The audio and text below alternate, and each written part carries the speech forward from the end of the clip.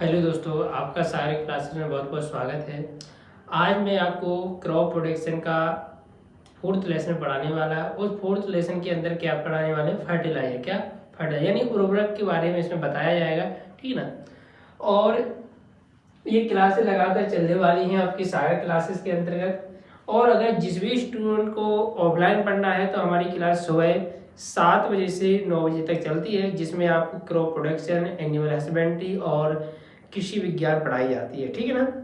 साथ साथ इसे ऑनलाइन भी आपको भी रिकॉर्डेड क्लास के रूप में मिलती रहेंगी, जिसमें आप 12th की तैयारी के साथ साथ आप क्या कर सकते हो, एंट्रेंस एग्जाम की तैयारी करें, ताकि आप 12th के बाद बीएससी एग्रीकल्चर के लिए एग्जाम क्वालिफाई करके आप बीएससी एग्रीकल्चर के लिए गवर्नमेंट कॉलेज, गवर्नमेंट यूनिवर्सिटी मिल सकती है आपको, ठीक है ना। तो क्या पढ़ाने वाले? लेसन कौन सा है अपना? फोर्थ लेसन है, ठीक है। और कौन सा? फर्टिलाइजर यानी उर्वरक के बारे में पढ़ाने वाले हैं। क्या है? उर्वरक के बारे में आपको पढ़ाया जाएगा। अपना कौन से पार्ट का वन है, यानी वो फर्स्ट क्लास पढ़ाने वाले हैं, चैप्टर फोर्थ की, ठीक है ना। इसके बाद आप पीएटी प्री एग्रीकल्चर टेस्ट होता है एमपी के अंतर्गत। आपका ICR Indian council agriculture research की होता है। इसके बाद बीयू का होता है बुंदेलखंड यूनिवर्सिटी, बीएचयू बनारस हिंदू विश्वविद्यालय, ठीक है। यूपी कैडर के होते हैं। इसके बाद जेट राजस्थान में होता है और यूपी कैडर का होता है, सॉरी सीयूटी। क्या है? सीयूटी का भी ये तमाम क्या है आपके एमपी में, सॉरी मध्य भारत के अंतर्गत आपके एंट्रेंस एग्जाम होते हैं। यूपी के अंदर, राजस्थान के अंदर और अपने मध्य प्रदेश, तो 3 जगह के है। और अदर स्टेटों में भी क्या है, एग्रीकल्चर के लिए स्टेज वाइज एंट्रेंस एग्जाम होते हैं। लेकिन ये 3 जगह के आप लोग मेन है, जो आप एंट्रेंस एग्जाम देकर आप बीएससी एग्रीकल्चर कर सकते हो, ठीक है ना दोस्तों। इसके आगे अपन लोग चलते हैं।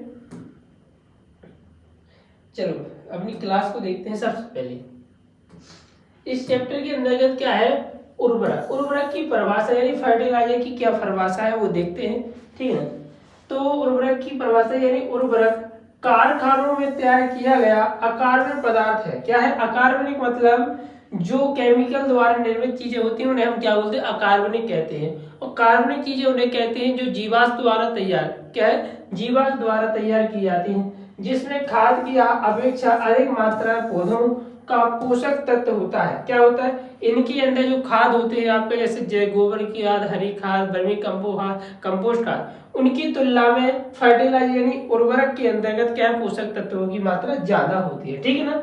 तो इन्हें हम क्या बोलते हैं? उर्वरक कहते हैं। इसके दूसरी परिभाषा क्या है? पादप पोषक प्रदान करने वाले वे रासायनिक पदार्थ जो कारखानों में बनाए जाते हैं, यानी फैक्ट्री के अंदर बनाए जाते हैं और उपज बढ़ाने के लिए मृदा में, यानी मृदा की जो उत्पादन शक्ति है उसको बढ़ाने के लिए प्रयोग किए जाते हैं, उन्हें क्या कहते हैं? हम उर्वरक कहते हैं। क्या कहते हैं? उर्वरक कहलाते हैं या कहते हैं, ठीक है ना।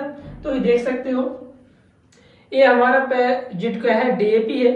डीएपी क्या है? कैसा उर्वरक है? डाई अमोनियम फास्फेट होता है डीएपी का फुल फॉर्म, ठीक है ना। जिसके अंदर आपको 18% क्या मिल जाती है? नाइट्रोजन मिल जाती है, और 40% क्या मिल जाता है? फास्फोरस। और पोटास की मात्रा कैसी होती है? 0% होती है, ठीक है ना। तो ठीक है ना, ये कैसा एक मिश्रित उर्वरक है, ठीक है ना, या जटिल उर्वरक कह सकते हो। नेक्स्ट चलते हैं।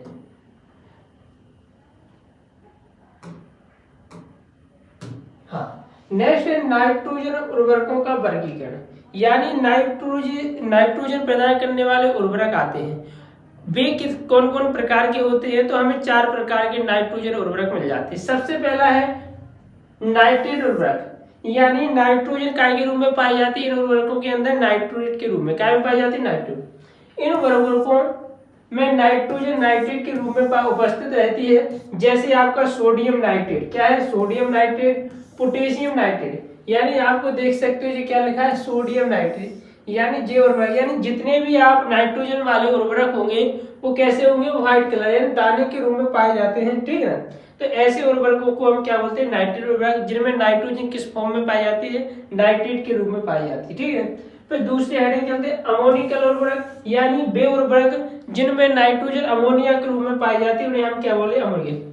इन उर्वरकों में नाइट्रोजन अमोनिया के रूप में उपस्थित रहती है, जैसे अमोनियम सल्फेट, अमोनियम क्लोराइड। जैसे यहाँ पर एक दिखा है, एक प्रोडक्ट आपको इमेज के रूप में मिला है, तो जिसमें क्या लिखा है? अमोनियम सल्फेट, क्या लिखा है अमोनियम सल्फेट, जिसमें नाइट्रोजन की मात्रा कितनी लिखी 21%। क्या है नाइट्रोजन की मात्रा कितनी 21% है, और इसके अंदर और क्या है सल्फर कितना 24% है। यानी यहाँ पर मुख्यतः किसको देखते हुए चल रहा है, नाइट्रोजन को देखते हुए चल रहे हैं, ठीक है ना। तो इसमें नाइट्रोजन कितने परसेंट है 21% है, ठीक है ना। तो ऐसे उर्वरकों को हम क्या बोले अमोनियम उर्वरक कहते हैं, जिनमें नाइट्रोजन किस फॉर्म में पाई जाती है अमोनिया के रूप में पाई जाती है, ठीक है ना। नेक्स्ट चलते हैं अपन लोग नेक्स्ट। हाँ, अब आ जाता है एमाइड उर्वरक। कैसे रहेंगे एमाइड उर्वरक, ठीक ना। इन उर्वरकों में नाइट्रोजन एमाइड के रूप में पाई जाती है। कैसे किस रूप में पाई जाती है एमाइड के रूप में पाई जाती है। जैसे यूरिया, यूरिया कैसा है एमाइड उर्वरक है, जिसमें नाइट्रोजन एमाइड के रूप में है। कैल्शियम साइनामाइड, क्या है कैल्शियम साइनामाइड, ये उर्वरक लंबे टाइम तक क्या है सुरक्षित रहते हैं, ये आग का मात्रा तक ग्राही होते हैं, क्योंकि इनके ढेले वगैरह इन्हें बोरी में लंबे टाइम तक सुरक्षित गोदामों में इकट्ठा रखा जा सकता है, ठीक है। तो ये आपको देख सकते हैं यूरिया की बोरी है, जिसके किसके द्वारा बनाई गई क्रिप्को कंपनी के द्वारा बनाई गई है, जिसमें नाइट्रोजन कितने परसेंट है 46% नाइट्रोजन पाई जाती है, ठीक है ना। ये नैनो यूरिया है, ठीक है। क्या है नैनो यूरिया यानी लिक्विड फॉर्म में आता है, जिसका निर्माण किसने किया है इफ्को कंपनी के द्वारा किया है। देखो यहाँ पर लिखा है इफ्को कंपनी, तो इसका निर्माण किसने किया है इफ्को कंपनी द्वारा निर्माण किया है। अब इसके बाद आता है नेक्स्ट आपका अमोनिकल एवं नाइट्रेट उर्वरक, यानी ऐसे उर्वरक जिनमें नाइट्रोजन अमोनिया और काय के नाइट्रेट दोनों के रूप में पाई जाती है। इन उर्वरकों में नाइट्रोजन और अमोनिया एवं नाइट्रेट के दोनों रूपों में उपस्थित रहती है। जैसे आपका उदाहरण के रूप में अमोनियम नाइट्रेट, क्या है अमोनियम नाइट्रेट, फिर आता है कैल्शियम अमोनियम नाइट्रेट। यानी ये आपको उदाहरण के रूप में एक मिल जाएगा, जैसे हम किसान खाद या केन खाद या कैल्शियम अमोनियम नाइट्रेट कहते हैं। क्या कहते हैं कैल्शियम अमोनियम नाइट्रेट। ये खाद इसका दाना थोड़ा क्या होता है बड़ा होता है। क्या होता है देखो एक आपको इमेज मिल जाएगी, जिसमें क्या है इस बोरी का के अंदर जो दाना होता है अमोनिया का अमोनियम नाइट्रेट का, वो कैसा होता है थोड़ा दाना बड़ा होता है, ठीक है।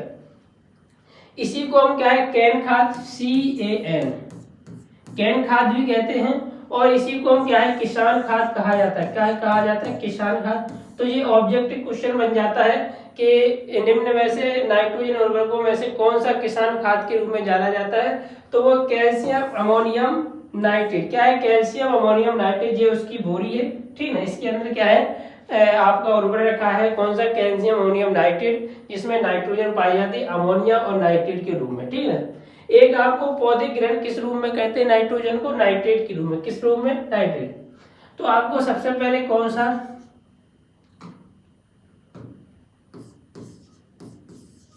नाइट्रेट, फिर आ जाता है इसके बाद अमोनिया। एक सेकंड पहले मैं इसको हटा दूं फिर लिख के बताता हूँ, ठीक। हाँ सबसे पहले अपना आ जाएगा नाइट्रेट, फिर इसके बाद अमोनिया, फिर आ जाएगा अपना एमाइड, ठीक है। जी आपको क्या है एमाइड, ये तीन उर्वरक हो गए फॉर्म के। सबसे पहले जो उर्वरक होता है वो किस में बदलेगा, पहले जो एमाइड उर्वरक है वो क्या में बदलेगा अमोनिया में, अमोनिया उर्वरक क्या में बदलेगा नाइट्रेट में, और नाइट्रेट में फिर किस में बदलेगा और पौधे को प्राप्त हो जाएगा। क्या है पौधों को क्या है अब पौधे क्या कर लेंगे इसको अवशोषित कर लेंगे। अगर नाइट्रेट उर्वरक है तो आपको पौधे को डायरेक्ट मिल जाना है। अगर अमोनिकल उर्वरक है तो पहले वो नाइट्रेट में बदलेगा, नाइट्रेट के बाद फिर पौधे ग्रहण करेंगे। अगर एमाइड उर्वरक है तो पहले एमाइड क्या में अमोनिया में बदलेगा, अमोनिया के बाद नाइट्रेट में बदलेगा, नाइट्रेट के बाद फिर पौधे को मिल पाएगा, ठीक है ना। ये क्या है प्रोसेस होती है। पौधे किस रूप में ग्रहण करते हैं अधिकांश नाइट्रेट, लेकिन धान जो है फसल वो किस रूप में नाइट्रोजन को लेती है, वो अमोनिया के रूप में लेती है। किस रूप में लेती है अमोनिया के रूप में, ठीक है ना। तो नेक्स्ट चलते हैं, ये अपने कौन कौन से उर्वरक हो गए, ये अपने हो गए कौन से नाइट्रेट उर्वरक, यानी नाइट्रोजन प्रदान करने वाले उर्वरक हो चुके हैं। अब नेक्स्ट क्वेश्चन आ जाता है अपना फास्फोरस उर्वरकों का वर्गीकरण, यानी वे उर्वरक जो फास्फोरस प्रदान करते हैं। तो सबसे पहला आ जाए फास्फोरस युक्त उर्वरक, ठीक है ना। इन उर्वरकों से पौधों को फास्फोरस प्राप्त होता है। इन उर्वरकों को उनकी घुलनशीलता यानी सॉल्युबल के आधार पर इन 3 वर्गों में क्या है बांटा गया है, ठीक है। फिर जल में विलेय उर्वरक यानी जो पानी में घुलनशील होते हैं उन्हें हम क्या है जल में विलेय उर्वरक कहते हैं।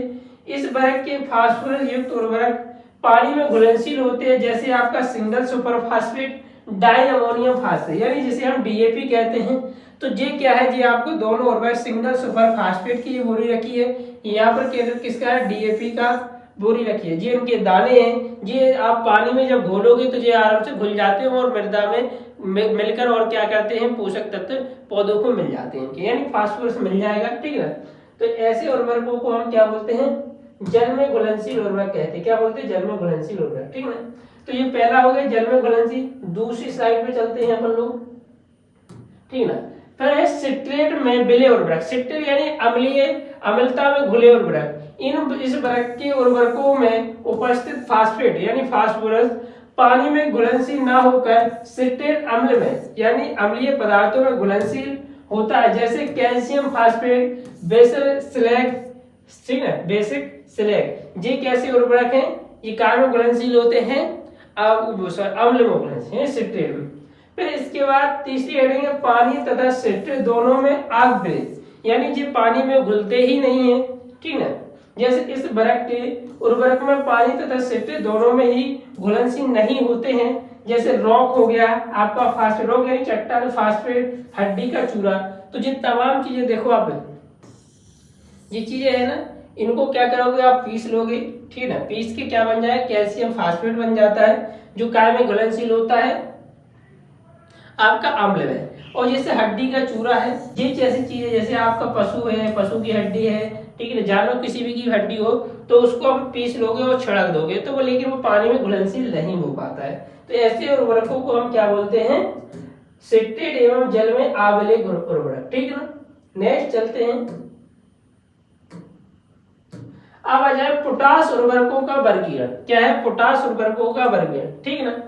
तो क्लोराइड उर्वरक यानी क्लोराइड के रूप में पोटेशियम प्रदान करने वाले यानी पोटास प्रदान करने वाले उर्वरकों को हम क्लोराइड उर्वरक, जैसे muriate of potash. Muriate of potash को हम क्या बोलते हैं पोटेशियम क्लोराइड, क्या बोलते हैं दूसरा नाम इसका क्या है पोटेशियम क्लोराइड, जिसे हम शॉर्ट में MOP के नाम से जानते हैं, जिसका क्या है MOP यानी म्यूरेट ऑफ पोटास, जिसके अंदर पोटास की मात्रा कितनी होती है 60%, सॉरी कितनी होती है 60% होती है, कितनी होती है 60%, ठीक है ना।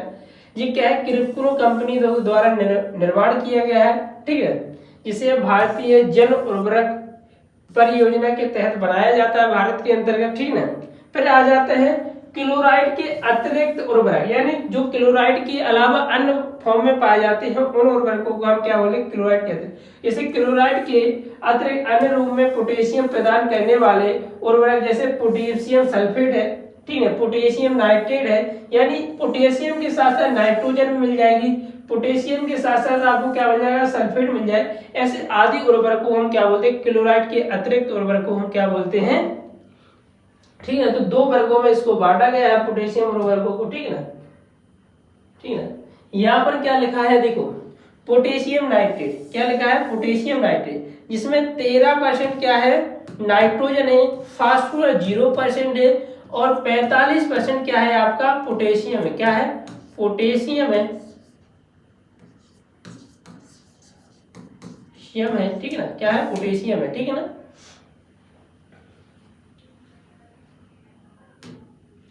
नेक्स्ट चलते हैं,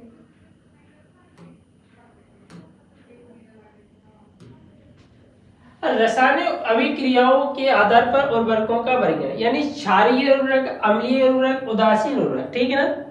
यानी अपन रासायनिक अभिक्रिया के आधार पर उर्वरकों का हम वर्गीकरण करते हैं। तो क्षारीय उर्वरक यानी ऐसे उर्वरक जो मृदा में क्या है क्षारता को बढ़ावा देते हैं, ठीक है ना। इन उर्वरकों के लगातार प्रयोग करने से मृदा में क्षारीय लवणों या लवण वर्षों की मात्रा बढ़ती है, अर्थात ये उर्वरक भूमि की क्षारता बढ़ाते हैं, जैसे सोडियम नाइट्रेट। यानी आप सोडियम नाइट्रेट का प्रयोग करेंगे तो आपकी मृदा कैसी होगी, लगातार हर वर्ष आप क्या सोडियम नाइट्रेट डालो, काय के लिए नाइट्रोजन की प्राप्ति के लिए, तो ऐसे उर्वरक डालने से मृदा कैसी हो जाएगी, क्षारीय हो जाएगी। अम्लीय उर्वरक, इन उर्वरकों के प्रयोग करने से भूमि की अम्लता में क्या होती वृद्धि, यानी मिट्टी कैसी अम्लीय हो जाती है, जिसका पीएच मान 7 से क्या हो जाता है, कम होने लगता है। जैसे अमोनियम सल्फेट, यानी अमोनियम, जैसे अमोनियम उर्वरकों को डालने से जमीन में कैसी मृदा होती है, अम्लीय हो जाती है, ठीक है ना। उदासीन उर्वरक, ऐसे उर्वरक जिनके प्रयोग से ना तो मृदा अम्लीय होती है, ना मृदा कैसी होती है, क्षारीय होती है, ऐसे उर्वरकों को हम क्या बोलते हैं, उदासीन उर्वरक, ठीक है ना। मृदा की क्षारता बढ़ती है और ना ही क्या है, क्या लिखा है, इन उर्वरकों के प्रयोग से ना तो मृदा क्षारीयता बढ़ती है और ना ही अम्लता बढ़ती है, तथा मृदा का पीएच यथावत यानी एक सा बना रहता है। जैसे कैल्शियम अमोनियम नाइट्रेट, यानी कैन, क्या लिखेंगे इसे, CAN, क्या लिखेंगे, यानी इसी को क्या बोलते हैं, किसान खाद कहते हैं। ये सबसे बढ़िया उर्वरक होता है, लेकिन फिलहाल इसको किसान ज्यादा पसंद नहीं करते, लेकिन यूरिया को ज्यादा पसंद कर रहे हैं, ठीक है ना। नेक्स्ट चलते हैं।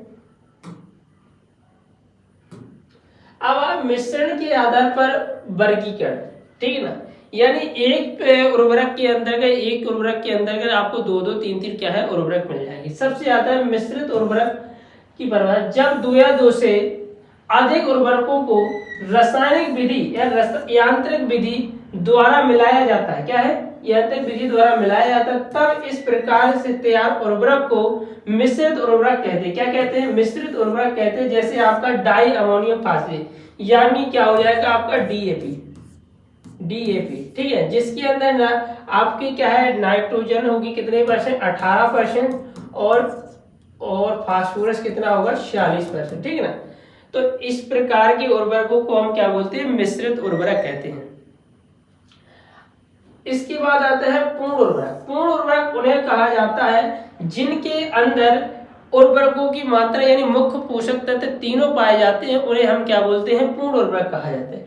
ऐसे उर्वरक जिनमें पौधे के मुख्य तत्व नाइट्रोजन, फास्फोरस तथा पोटाश मौजूद हो, उसे पूर्ण उर्वरक कहते हैं। जैसे आपका NPK, क्या आ जाएगा, NPK, जिसके अंदर आपको नाइट्रोजन, फास्फोरस, पोटाश पाए जाते हैं। जैसे आपका ये भारतीय जन उर्वरक परियोजना के तहत बनाया गया NPK, जिसे किरपको कंपनी द्वारा बनाया गया, इसे अन्नदाता कंपनी के नाम से भी जाना जाता है, ठीक है।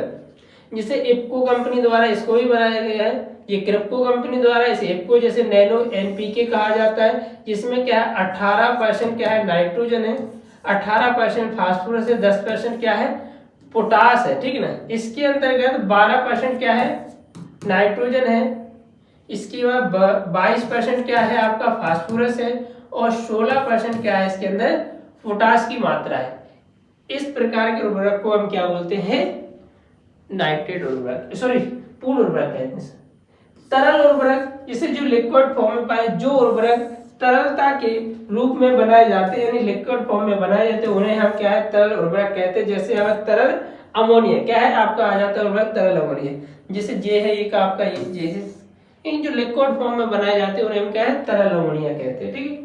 एक उदाहरण के रूप में आपका नैनो DAP आ रहा है, नैनो यूरिया आ रहा है, नैनो NPK आ रहा है, तो ये भी क्या है, तरल उर्वरक है, ठीक है ना।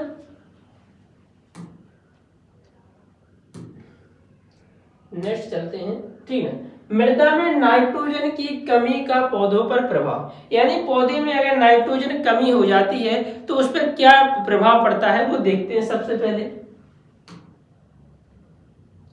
तो नाइट्रोजन की कमी से पौधे की वृद्धि रुक जाती है, यानी जो पौधा ग्रोथ कर रहा होता है वो क्या है, रुक जाता है, यानी पौधा बढ़ना क्या है, रुक जाता है। किल्ले कब निकलते, किल्ली का मतलब है जब पौधा क्या है, जब बोते हैं जमता है, उसके बाद उसके बगल से क्या पीका निकलते हैं, क्या निकलते हैं, पीका निकलते हैं, और उन पीकों पे क्या है, तो उन पीकों को हम क्या है, किल्ले कहते हैं, कल्ले कहते हैं, ठीक है ना। पौधे, बालियां, दाने छोटे आकार के हो जाते हैं, क्या है, बालियां और दाने कैसे हो जाते हैं, पौधे के छोटे आकार के हो जाते हैं। फूल कम आते हैं और पैदावार कम होती है। जब फूल कम आएंगे तो फल भी कम लगेंगे, और फल कम लगेंगे तो उत्पादन क्या हो जाएगा, कम हो जाएगा, ठीक है। पत्तियां छोटी रह जाती हैं तथा पत्तियां शीर्ष की ओर से पीली हो जाती है, यानी पत्ती की जो नोक होती है क्या होती है, ठीक है ना, पत्ती की जो नोक होती है ना, जैसे ये पत्ती मान लो अपनी, ठीक ना, तो ये हिस्सा क्या है, पीला पड़ना स्टार्ट हो जाता है, यानी ऊपर से नीचे की ओर पत्ती क्या है, पीली होना स्टार्ट हो जाती है, ठीक है ना। तो ये होगा कि नाइट्रोजन की कमी के लक्षण या प्रभाव, ठीक है ना, कमी। अब इसके बाद नेक्स्ट क्वेश्चन अपना आ जाता है, यानी मृदा में नाइट्रोजन की अधिकता का पौधों पर प्रभाव, यानी अब लिमिट से ज्यादा, अब पहले भोजन मिल नहीं रहा था, मिला तो इतना ज्यादा मिल गया कि अब पेट फटनेगा, क्या पड़ेगा, पहले भूखन से पेट खराब हो गया था, अब इतना खा लिया कि ज्यादा खाने से पेट दिक्कत में, यानी आपको परेशानी ही है, कम मिलेगा तो परेशानी, ज्यादा मिलेगा,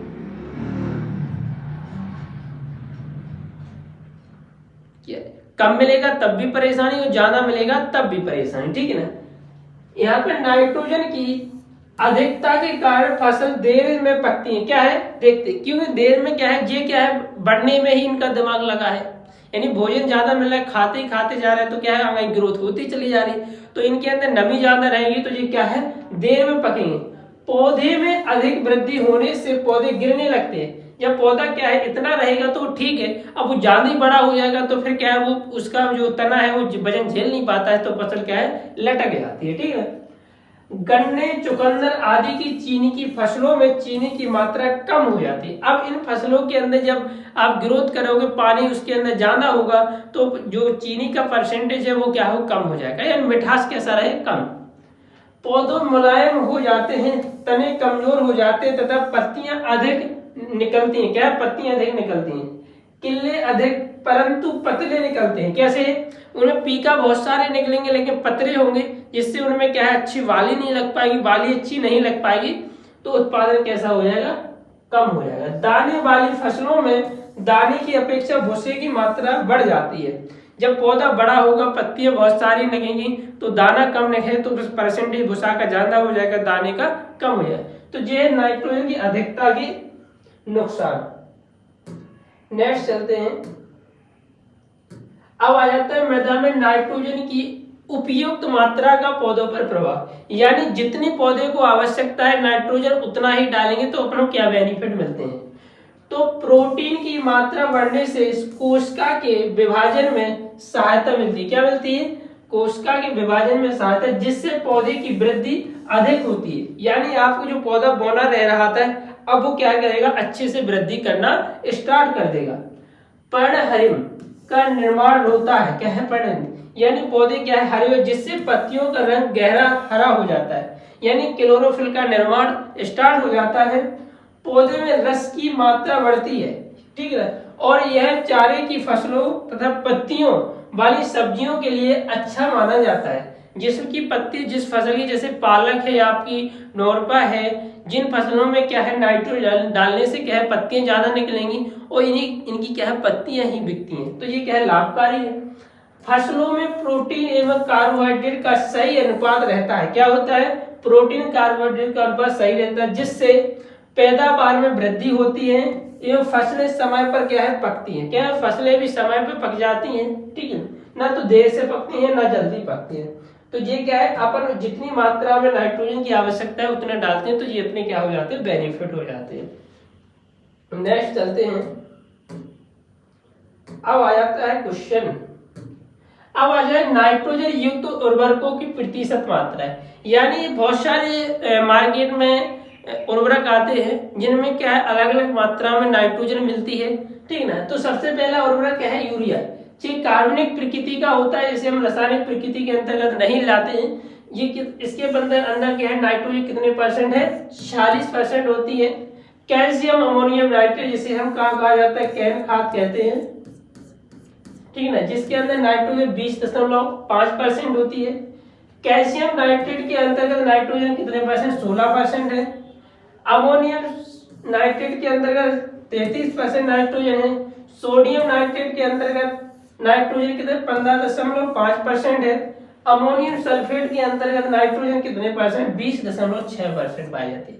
जी आप में मार्केट में सब उर्वरक उपलब्ध है जिनके अंतर्गत जो नाइट्रोजन की मात्रा पाई जाती है वो ये लिखी है, लेकिन अब यह वर्तमान में सबसे ज्यादा यूज किया जाने वाला उर्वरक है यूरिया, ठीक है ना। तो जी आपको परसेंटेज याद करना, ये परीक्षा की दृष्टि बहुत ज्यादा मोस्ट है। इनकी परसेंटेज याद ऑब्जेक्ट के रूप में ये तो बिल्कुल याद होना चाहिए, ये ऑब्जेक्ट में आ ही जा सकता है, जे भी आ सकता है, ठीक है। क्यों, और अगर क्वेश्चन पूरा आया तो आपको 4 तो कम से कम याद होना ही चाहिए। क्वेश्चन आएगा पेपर में, निम्न 4 उर्वरकों के नाइट्रोजन युक्त उर्वरकों के नाम लिखिए जिनकी परसेंटेज मात्रा भी लिखिए। तो जी आपने कम से कम 4 तो याद होना चाहिए, पूरे याद कर लो अच्छी बात है, ठीक है ना। धन्यवाद दोस्तों। अगर मेरी क्लास आपको अच्छी लगती है तो लाइक शेयर जरूर करें, और अपने क्योंकि आपके साथ साथ आपके दोस्त भी इसका लाभ उठा सकें। और ये क्लास आज एक ही दिन नहीं, ये पूरे वर्ष चलेगी, तब तक कि जब तक आपका कोर्स कंप्लीट नहीं हो जाता है। अभी क्या है, 2 क्लासें चल रही हैं, क्रॉप प्रोडक्शन की, एनिमल हस्बेंड्री की। आगे कृषि विज्ञान यानी आपका एग्रीकल्चर साइंस सीरीज चलेगी, ठीक है ना।